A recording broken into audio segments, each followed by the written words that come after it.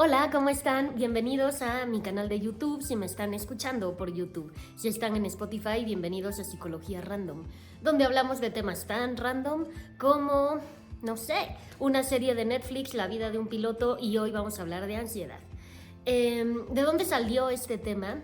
Yo hice una encuesta en TikTok y pregunté qué tema les gustaría tocar. Y les di dos opciones, tipos de apego o ansiedad. Estuvo súper reñido, pero al final ganó ansiedad por una nada, hagan de cuenta, 52% de votos para ansiedad, ¿no? Entonces, pues aquí estoy, lo prometido es deuda. Hablemos de ansiedad. Cuando dije, tengo que hablar de ansiedad, lo primero que me pregunté fue, ¿qué les digo? Hay tanto que decir, pero hay tanto que ya he sabido que como que sentía que toda la información era repetitiva porque es un tema que de verdad todo el mundo habla, que tú lo buscas en internet y encuentras 50,000 entradas. Y dije, pues, ¿qué les platico? Entonces se me ocurrió preguntar de nuevo a la gente. ¿Cuáles eran las preguntas más importantes o que más les agobiaban sobre el tema de la ansiedad? Y de todas las preguntas que me dieron, pude resumir en unas 5 preguntas que creo yo que son las que abarcan más del tema y que pueden aclarar más dudas. Entonces, así lo vamos a ir haciendo, las voy a ir desarrollando y se las voy platicando conforme vayamos avanzando. La primera pregunta y la más clave, ¿qué es la ansiedad? Todo mundo hoy en día está con que es que me siento ansioso, es que me dijeron tal cosa y me dio mucha ansiedad, es que me levanté con ansiedad, pero en realidad ¿sabemos qué es la ansiedad o nada más la utilizamos como un término así como de coloquial, como para decir estrés o decir nervios?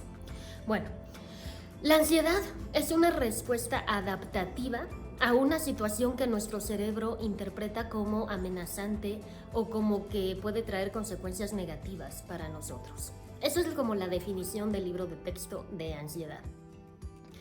Hay dos tipos, o a mí me gustaría explicárselos dividiéndolo como en dos ramas diferentes. Una es la ansiedad como respuesta adaptativa, como un mecanismo de defensa ante una situación que genera estrés, que pareciera una amenaza, porque a veces no lo es, a veces solo parece. Y la otra ya es como un trastorno, ya es como una cuestión que hay que tratarla ya con medicamento, quizá ya con terapia, que ya está dando como mucha lata y que ya no es un mecanismo de defensa, sino que ya interrumpe literalmente la vida de la persona, sus actividades, ya no lo deja hacer como la vida con tranquilidad, con normalidad. Pero bueno, una desarrolla la otra. ¿Cómo se llega a tener un trastorno de ansiedad? Bueno, empezamos con algo que nos detone, pues cierto nerviosismo, cierta preocupación, cualquier cosa, puede ser real, puede ser imaginario, puede ser algo temporal, puede ser algo permanente, pero nos generó estrés. Pero ese estrés como que se desproporcionó para lo que realmente es y lo mantuvimos mucho tiempo, tanto así que ya se volvió trastorno. Un ejemplo. Yo, por ejemplo, tengo una situación muy estresante en mi familia. No sé, algún pariente enfermo, una cuestión económica, una separación, una muerte, lo que haya sido. Eso me genera ansiedad. Pero en cuanto esa situación termina, ya no me siento ansioso, ya me siento mucho más tranquilo. Eso sería una ansiedad no patológica. Esa se quita solita, no pasa nada. Es normal y todos la sentimos. El problema es cuando pasa un año y seguimos, y pasan 2 y seguimos, y pasan 3 y luego llega el punto donde dices, ¿por qué tengo miedo? ¿Por qué estoy estresado? ¿Por qué me siento tan mal? Y no encuentras una razón. La ansiedad simplemente está ahí y te puede incluso llevar a tener ataques de pánico y no sabes ni por qué. Simplemente, ¡pum!, de repente te dio. Oye, ¿pero qué estabas haciendo? ¿Con quién estabas? Es que no sé, no tengo idea. Eso ya es un trastorno, eso ya no es un mecanismo de defensa, ya no es una cuestión adaptativa, ya estamos hablando de un trastorno. Ahora sí, ¿qué síntomas nos da la ansiedad? La ansiedad nos puede dar 4 tipos de síntomas diferentes, que normalmente ocurren todos al mismo tiempo y por eso se siente como que te apabulla, porque todo pasa al mismo tiempo. Nos da síntomas físicos, cognitivos, emocionales y de comportamiento. Entonces, ¿cuáles son cada uno? Y segurito los han sentido. Síntomas físicos: temblores, taquicardia, sensación de falta de aire, de ahogo, sudoración de pies, de manos, visión borrosa. Todos esos son síntomas físicos que ahorita les voy a explicar de dónde salen, por qué te sientes así y por qué se siente tan horrible. Luego vienen los síntomas cognitivos. Pierdes capacidad de atención, de concentración, tu memoria ya no funciona completamente como debería o como tendría que funcionar. Tienes pensamientos rumeantes, es decir, estás piense y piense y piense de lo mismo y como que no puedes soltar el tema. Tienes pensamientos catastróficos, que te imaginas que de todos los escenarios posibles siempre va a ocurrir el peor, y ese peor siempre hay una variante que lo puede hacer todavía peor, ¿no? Y tú, bueno, te angustias muchísimo y estás dándole vueltas al tema, como que no te deja en paz. Luego vienen los síntomas emocionales, que es sensación de vacío que se puede sentir en el pecho como un hoyo, miedo constante, despersonalización, que es como que sientes que no eres tú, como que no, tu cuerpo y lo que está alrededor y eso como que no es real, como si lo vieras a través de una película, no sé, es muy difícil de explicar. Despersonalización o desrealización, son diferentes pero pueden venir juntas. Sensación de muerte, de es que me voy a morir, me voy a desmayar, es que me está pasando algo. Y de comportamiento, son los otros tipos de síntomas, que bueno, sientes la necesidad de escapar del lugar, de huir, de pedir ayuda, o te quedas catatónico, entonces te quedas ahí, como un roedor, por ejemplo, cuando ve que lo van a atacar o que hay una amenaza, se queda quieto, así como una estatua. O igual puedes sentir inquietud en las piernas, en las manos, en necesidad de estarte moviendo muy rápido. Todo eso se siente al mismo tiempo, y claro que abruma, porque imagínense todo a la vez. Llega el momento en que la gente ya no sabe ni siquiera qué está sintiendo, y es como un miedo muy fuerte. Ahora, la ansiedad nos puede llevar en su punto máximo a padecer algo que se llama ataque de pánico. Y eso a su vez, bueno, si es continuado en el tiempo, como ya les decía, se puede volver un trastorno de pánico, o un trastorno de ansiedad generalizada, o un trastorno obsesivo-compulsivo. O sea, la ansiedad te puede llevar a padecer diferentes tipos de trastornos que todos están dentro del catálogo, digamos, de los trastornos de ansiedad. Pero recuerden que ya cuando es un trastorno, y esto es súper importante y por eso lo repito, ya cuando es un trastorno ya no es una respuesta normal a una situación, sino ya es una respuesta que viene dada por nuestra interpretación de la situación, no por la situación como tal. Ya viene, pues ahora sí que como sesgada por nuestros pensamientos. Un ejemplo, por ejemplo, valga la redundancia, es alguien que tiene mucha ansiedad y le da miedo viajar en coche, o ir a altas velocidades en un coche, como podrías ir en una carretera o en una highway o como le llamen. Para todos los demás, eso no representa ninguna ansiedad, no representa ningún peligro, ningún miedo. Pero para esta persona sí. ¿Por qué? Porque lo que le da miedo no es la situación como tal, sino la interpretación que da de la situación. Porque la situación en sí, pues no tiene ningún conflicto. Entonces, a veces no es tan fácil de entender eso, pero una vez que logramos hacer esa distinción y separar, ya es como mucho más fácil que nos demos cuenta de todas las distorsiones que tenemos a nuestro alrededor, de situaciones que en realidad no tendrían por qué causarnos ningún miedo, ningún temor, y sin embargo, lo hacen. ¿Qué puede desencadenar que una persona caiga en un trastorno de ansiedad? Bueno, lo primero, el factor genético hereditario.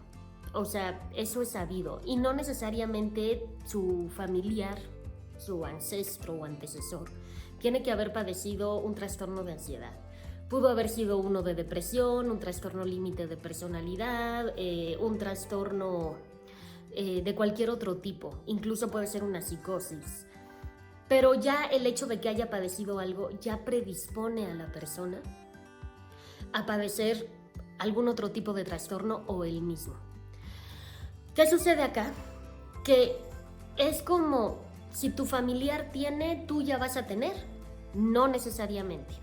Necesitamos que el ambiente también coopere y también predisponga. Entonces, ¿tú tienes una mayor probabilidad de padecerlo? Sí, porque un familiar tuyo en línea directa padece algo de esto.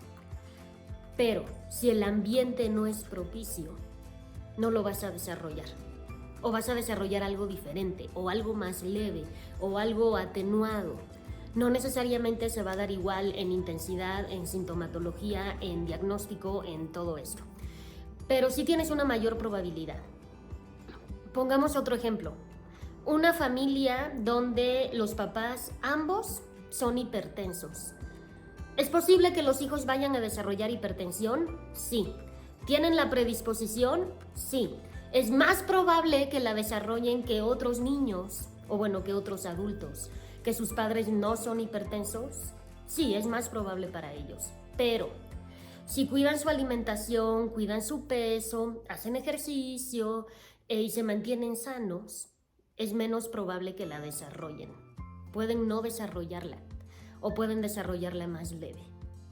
Entonces, funciona exactamente igual con este tipo de trastornos, con el depresivo, con el de ansiedad, con el límite, etcétera, etcétera, etcétera. Más aún si en la familia ha habido casos de, por ejemplo, suicidio o de personas que hayan tenido que estar ingresadas por un trastorno psicológico. Ese tipo de familias pues suelen tener como más oportunidad de que los descendientes desarrollen algún tipo de problema. Ese es el primer factor desencadenante, hereditario o genético. ¿Qué otro?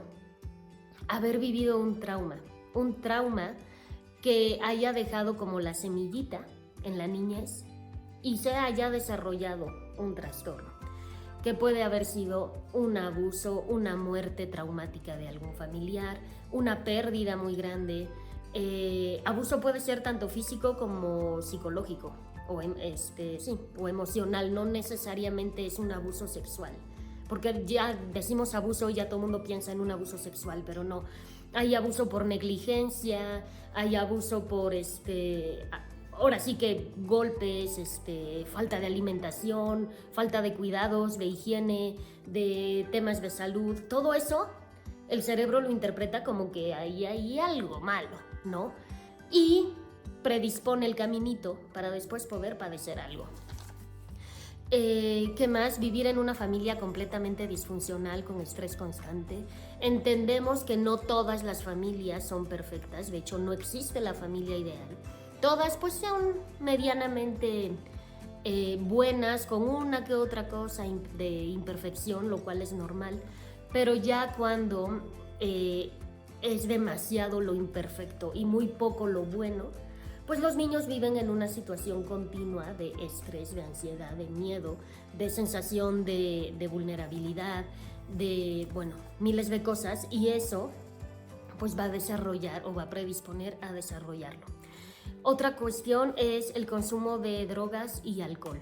Las drogas y el alcohol ya todo mundo lo sabe, no son ningunos buenos amigos y pueden ayudar a que se desarrolle trastornos no solo de ansiedad, sino de cualquier otro tipo, en el mejor de los casos. En el peor de los casos, pues ya mejor ni platicamos, ¿no? Entonces sí, todo esto hace un cóctel perfecto para desarrollar un trastorno de ansiedad. ¿Que cómo se va a ver?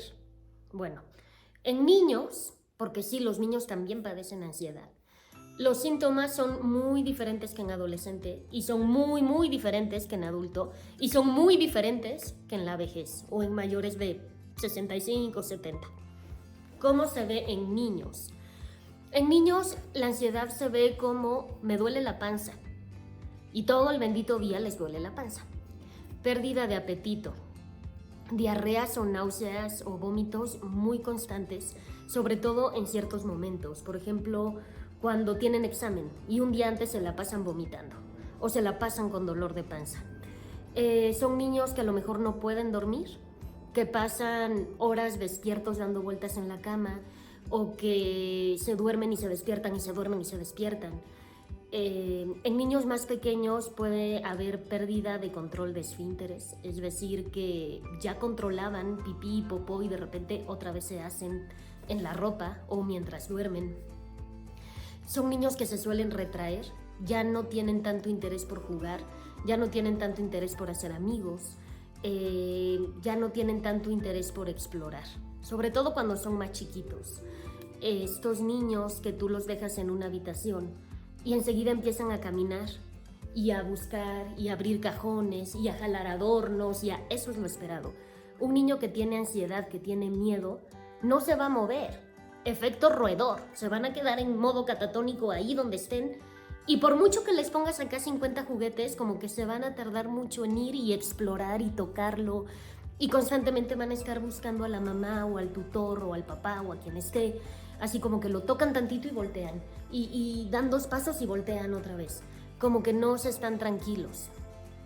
En niños ya más grandes, de edad pues 8, 9, 10 años, son estos que empiezan a tener una baja de calificaciones muy importante, de repente así como un super pico para abajo.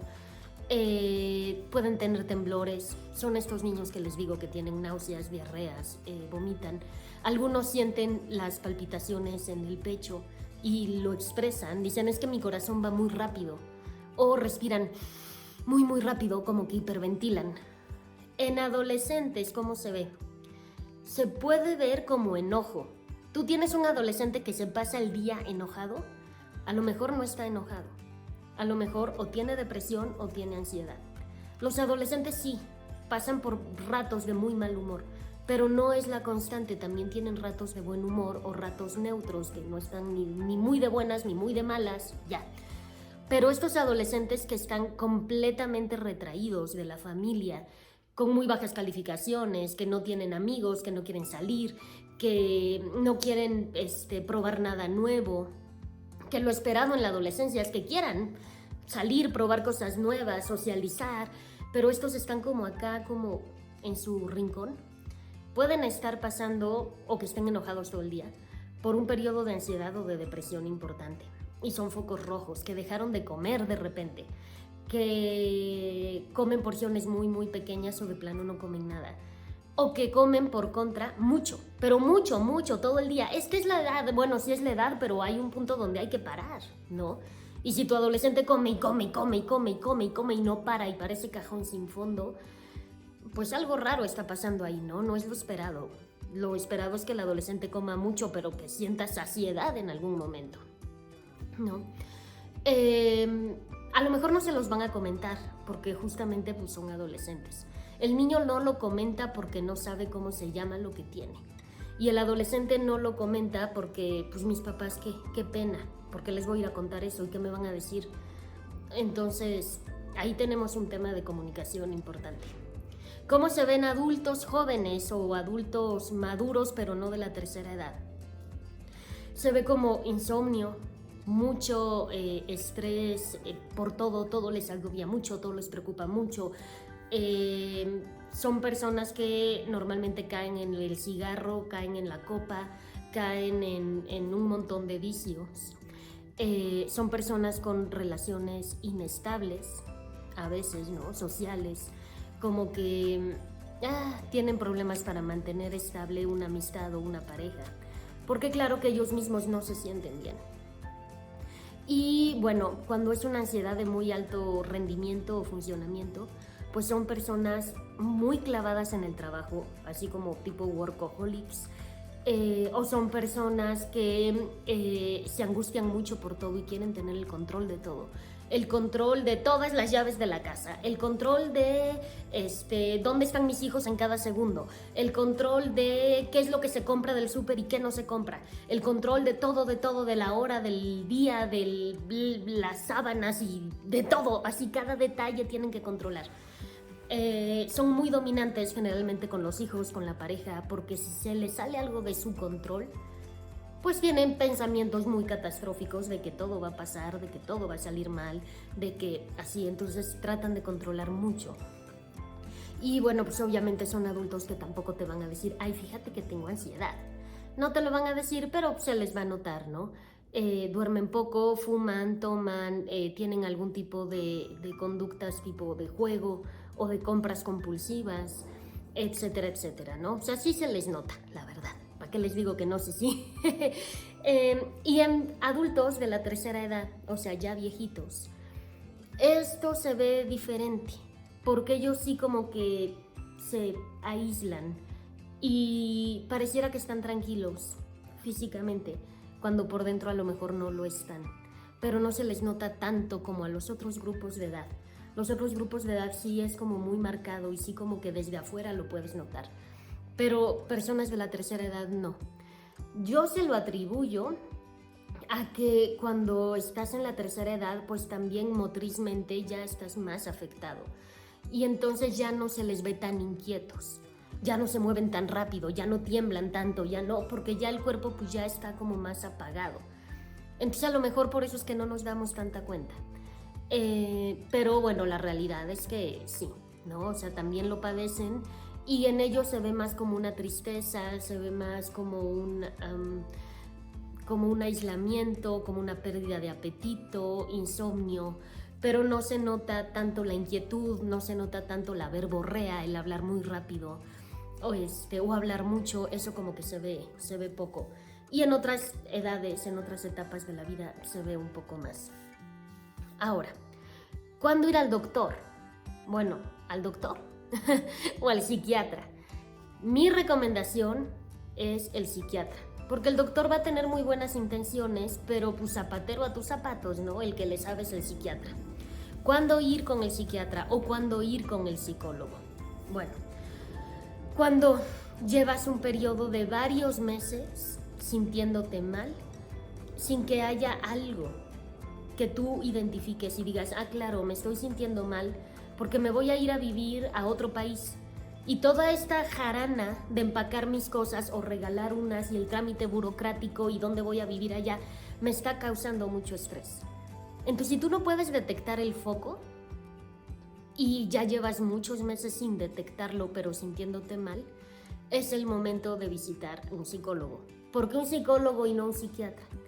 Porque a veces el tema se resuelve con pura terapia. Si tú vas al psiquiatra, de entrada te va a medicar y te va a decir que vayas a terapia. Entonces, si de todas maneras te va a mandar a terapia, pues mejor ya arráncate con la terapia y en una de esas si lo logras sin el medicamento, que sería, bueno, pues el caso ideal y que existe. O sea, sí hay gente que lo logra sin medicamento.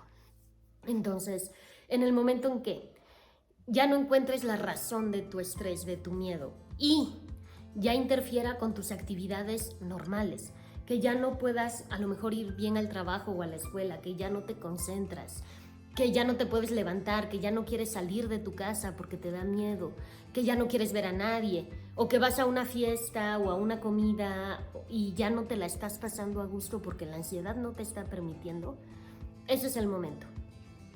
A los primeros síntomas, porque el tema con los trastornos, no solo el de ansiedad, sino cualquier otro, es que van haciendo bola de nieve. Entonces empiezas con unos síntomas pequeños, pero conforme va pasando el tiempo, pues se van haciendo más y luego ya es más difícil de tratar. Entonces yo prefiero que me lleguen con un síntoma pequeñito y que me digan, ay, exageré muchísimo porque vine y nada más tengo este síntoma pequeño, a que lleguen con una bolotota de síntomas y ya con trastornos pues alrededor que no tendrían por qué estar y con morbilidades que no tendrían por qué estar. Entonces sí, a los primeros síntomas ya. ¿Cuál es el tratamiento? Como les digo, algunos pacientes reaccionan y funcionan muy bien únicamente con la terapia. ¿Qué tipo de terapia? No es porque sea mi corriente y no es que yo esté aquí haciéndole promoción, pero se ha visto que la más eficaz para este tipo de situaciones es la cognitivo-conductual. Que hay otras, que la sistémica, que la logoterapia, sí hay otras, pero la más rápida y la única que tiene fundamento científico para esto es la cognitivo-conductual. En caso de requerir medicamento, ¿qué te van a mandar? Lo más seguro es que te manden un antidepresivo, como fluoxetina, sertralina, paroxetina, citalopram, bueno, cualquiera de esas. Y a lo mejor requieres un ansiolítico. Cuando ya la ansiedad está como muy top, te van a mandar un ansiolítico que te va a relajar en el momento. El antidepresivo lo tienes que tomar varios meses para poder ver el efecto. Es como más a largo plazo. Pero el ansiolítico, en el momento en que te lo tomas, ¡pum!, en ese momento ya te baja la ansiedad. Pero en cuanto se pasa el efecto, pues tienes que volver a tomar o empiezas a sentirte mal de nuevo. ¿Qué tipo de ansiolítico? Hay muchos. Hay desde los naturales que venden en la farmacia sin receta, hasta los que son ya más complejos, que no te van a vender si no tienes una receta médica y que además causan no adicción, sino que causan que vayas a necesitarlos como dependiente. Entonces, los que te venden naturales, que tienen pasiflora, valeriana, el tecito de 12 flores, que el serénate, que se llama el otro té, esos no te van a causar adicción. Tampoco te los va a mandar el psiquiatra, porque como que no, normalmente no es lo que suelen mandar.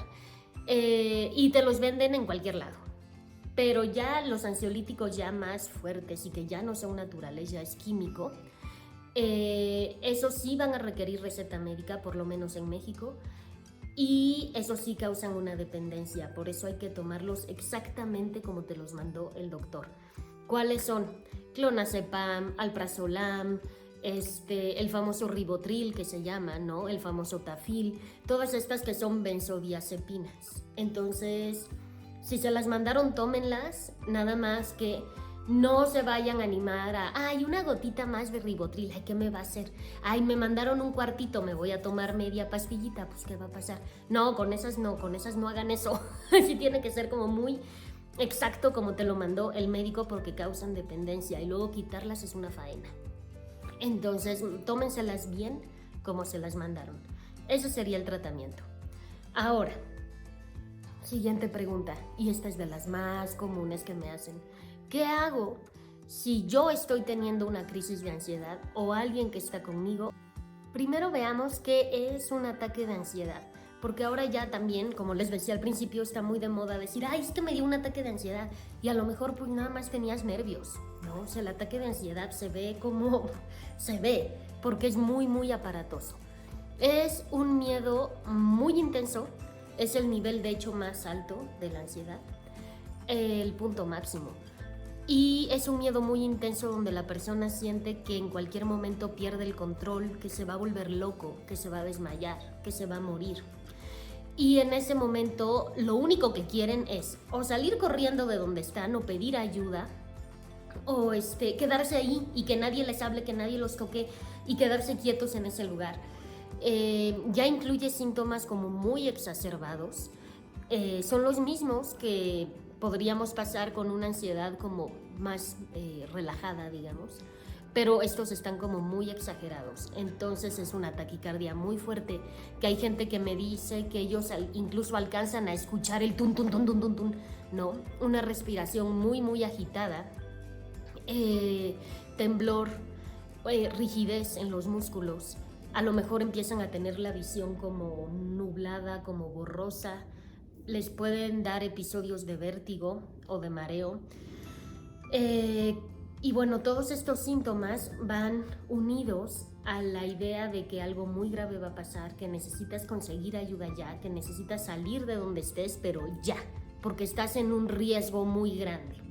El problema aquí es que, como les decía yo al principio, no es que la persona esté en un riesgo muy grande. Lo que pasa es que su cerebro lo interpretó como un riesgo, pero en realidad a lo mejor está sentada viendo la televisión en su casa. Aparte de que, bueno, los ataques de pánico suelen llegar de imprevisto. Hay gente que puede sentir cuando les va a dar y aprenden a controlarlo porque lo pueden prever, pero hay gente que simplemente, pum, llegan. Y en terapia esa es una cosa que solemos hacer, ayudarle al paciente a que identifique cuándo va a venir el ataque de pánico, para que al ser previsible también sea prevenible y también puedan ellos de alguna manera hacer que o no dure tanto el ataque de pánico o no sea tan intenso. y se les dan técnicas para lograr esto, obviamente. Cada caso es diferente, por eso es que aquí no las voy a dar, porque pues ojalá fueran genéricas, así de, bueno, paso 1 hagan esto, 2 esto, 3 esto y ya está. No, no son genéricas, con cada quien, dependiendo su edad, su situación, el tipo de ataques de pánico que le den, etcétera, etcétera, pues vamos ajustando las técnicas. Pero bueno, normalmente lo logran y normalmente les funciona y empiezan a tener ataques de pánico menos frecuentes o menos intensos o menos duraderos, lo cual hace que la persona también se sienta más confiada, más tranquila, y esto va a hacer que los ataques de pánico se reduzcan, lo cual los hace sentir mejor, por lo tanto hay menos ataques de pánico y ahí estamos como bajando en constante la ansiedad. Si ustedes están en un caso de estos, de ataque de pánico como el que les acabo de describir, ustedes personalmente, ¿cómo pueden hacer? Me preguntan mucho qué hago en cuanto me dé. Lo primero es pensar, ok, ya he sentido esto en otras ocasiones y ya sé que termina. Ya sé que ni me voy a morir, ni me voy a desmayar, ni me va a dar un infarto. Ya sé que es un rato de mucha incomodidad, pero eventualmente va a terminar, porque siempre ha terminado. Y porque no hay registro de una sola persona en el mundo que haya tenido un ataque de pánico que lo haya matado, por ejemplo. El ataque de pánico suele durar su pico máximo 20 minutos. A partir de los 20 minutos va a bajar la ansiedad. Quizá no al punto que te vayas a dormir y que estés todo relajado, quizá no, pero el pico máximo solo puede durar 20 minutos. A partir de ese momento en que no hagas nada, solita la ansiedad empieza a bajar, porque para el cuerpo es muy difícil mantener ese estado de alerta tanto tiempo. Ahora, no queremos que dure 20 minutos porque se siente como si fueran 20 horas. ¿Qué podemos hacer? Lo primero, pensar lo que les acabo de comentar. Ok, es un rato de incomodidad, pero no es peligroso. ¿Se siente horrible? Sí, pero no es peligroso, no me va a pasar nada. Segundo, respirar. ¿Cómo? Inhalas mucho, mucho, mucho, que sientas que el abdomen se te superinfla. Sostienes y exhalas lento, lento, lento. ¿Cómo puedes ayudarte? Contando. Inhalando en 4 tiempos, sosteniendo 4 y exhalando 6. Eso va a hacer que el intercambio de gases, de oxígeno y de CO2 se equilibre y te vas a dar una sensación de tranquilidad en ese momento. Otra cosa que puedes intentar es pensar cómo te iluminaras por dentro. Imaginemos que el aire tiene un color, el color que tú quieras, morado, amarillo, rojo. Cada vez que inhalas, el color entra a tu cuerpo y va pintando todo por adentro de ese color que tú elegiste. Y cuando lo sacas, te despinta. El mantener la mente concentrada en eso puede hacer que la ansiedad también baje. ¿Por qué? Porque no puede concentrarse en tanto al mismo tiempo. Sí es bien poderosa, pero tampoco es así como todopoderosa, ¿no? También hay manera de ganar la batalla. Esta es una de ellas. Otra cosa que puedes intentar es, con agua fría, mojarte los antebrazos, es decir, esta parte entre la muñeca y el codo. Masticar hielo. Es una sensación tan adversa que inmediatamente la ansiedad se baja porque como que la mente dice, ¿qué pasó? Ya no se puede concentrar en lo otro. Se concentra en el crack del hielo y en el frío. O en el frío que te vas a aplicar en los brazos. Es meter los brazos así en una tina o abajo del chorro de agua. El antebrazo, entre la muñeca y el codo. O masticar un hielo. ¿Qué otras opciones hay? Otra opción que hay es comer algo. Comer algo y poner toda tu atención en lo que estás comiendo. No tiene que ser un plato de hamburguesas con papas. O sea, puede ser un pedacito de fruta, un cacahuate, un caramelo, un lo que sea. Toda tu atención. ¿Cómo se siente? Frío, caliente, duro, suave, salado, dulce. Toda tu atención ahí. Y vas a seguir pensando, pero es que me estoy sintiendo mal, pero es que me va a pasar. A ver, sí, pero espérame. ¿Esto está dulce o salado? ¿Está duro o está blando? Está así, toda la atención ahí. Estas técnicas se llaman de grounding, de ground, de suelo, como para aterrizar. porque la ansiedad te manda hasta arriba en el universo, al infinito y más allá, y aparte te manda al futuro. Y entonces tú vas a pensar que te va a pasar todo. ¿Y si me muero? ¿Y si me desmayo? ¿Y si no me encuentran en 3 días? ¿Y si entonces me golpeo con la mesa? Y entonces, y sí, y ya te mandó al futuro y hasta allá arriba. Por eso son estas técnicas de grounding, de hacer tierra, de hacer piso. Otra cosa que puedes intentar para un poquitito antes de llegar al pico máximo de ansiedad, que la gente que los padece continuamente ya tiene muy identificado ese momento, es salivar.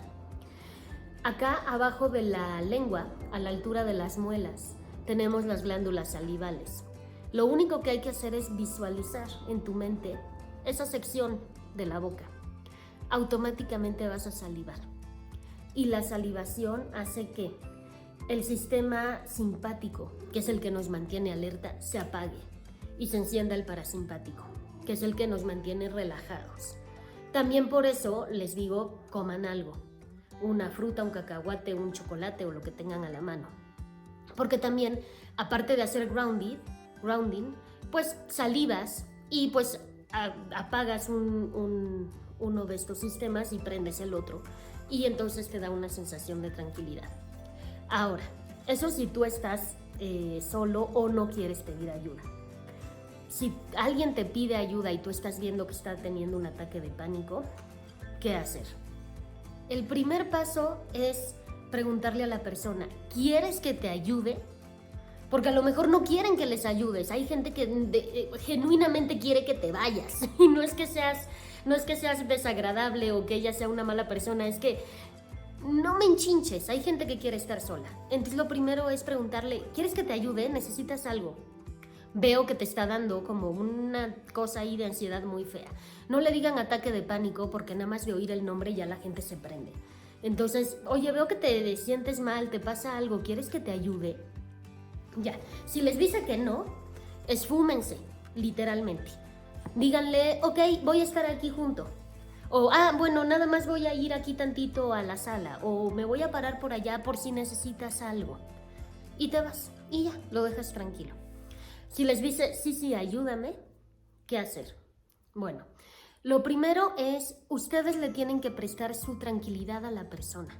Si la persona los ve que están histéricos, se va a poner peor. Entonces nada de, déjame, le llamo a fulano, préstame el teléfono y llamamos a la ambulancia. ¿Qué hacemos? Tú dime qué hacemos. Es que, ¿qué te está pasando? Lo van a volver loco. Entonces, por favor, calma.